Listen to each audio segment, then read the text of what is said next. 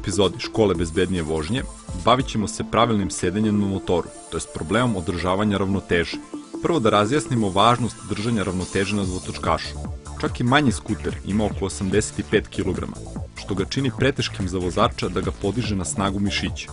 Stoga, treba uvek izbegavati natezanje motora i primenjivati lukavu tehniku održavanja balansa na točkovima. Najveći broj oštećenja skutera i motocikala dešava se pri padu u mirovanju, na parkingu ili benzinskoj pumpi. Mali trenutak nepažnje i motor kreće da se urušava u jednu stranu. A dovoljno je samo pridržavati ga nogama uz minimalnu upotrebu snage, ali valjalo bi napomenuti da je kritičan i trenutak silaska sa dvotočkaša. Ako nismo dovoljno pazili, lako gubimo ravnotežu i motor će se urušiti i eto štete i moguće povrede očas posle. Šta učiniti ako motor krene da se urušava? Zavisi gde se u tom trenutku nalazite, na motoru ili pored njega. Ako ste na motoru, kada krene urušavanje, probajte da ga zadržite. Ako to ne ide, obzirom da ste u nepovoljnom položaju i da će vam jedna noga primiti svu težinu i motora i vas samih, samo ublažite bočno urušavanje tako da se vaš motor što nežnije spusti na kolovoz.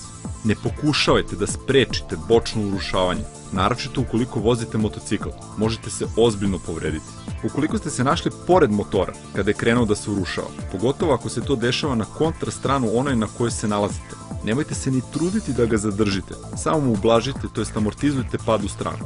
Da se ovakve stvari ne bi dešavale, rade se vežbe sa motorom. Najbolje je vežbati sa spuštenim nogama pa dizanjem jedne i druge naizmenično, sa kontra nogom na kolovozu. Ovo je veoma važna vežba jer se može lako desiti da vam iz nekog razloga popusti jedna noga u toku vožnje, a to svakako ne treba da se pretvori u bezbednosni problem.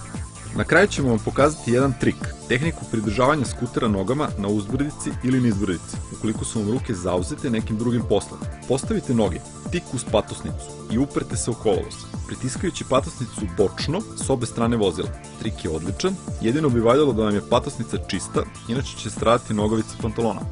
Zaključak je jasan. Držanje ravnoteže na motoru u mirovanju deluje jednostavno i pomalo neozbiljno za vežbu, ali može predstavljati veliki problem ukoliko dođe do povrede ili oštećenja vašeg dvotočkaša. Zato pamet u glavu i vežbajte ovo dok vam ne postane rutina.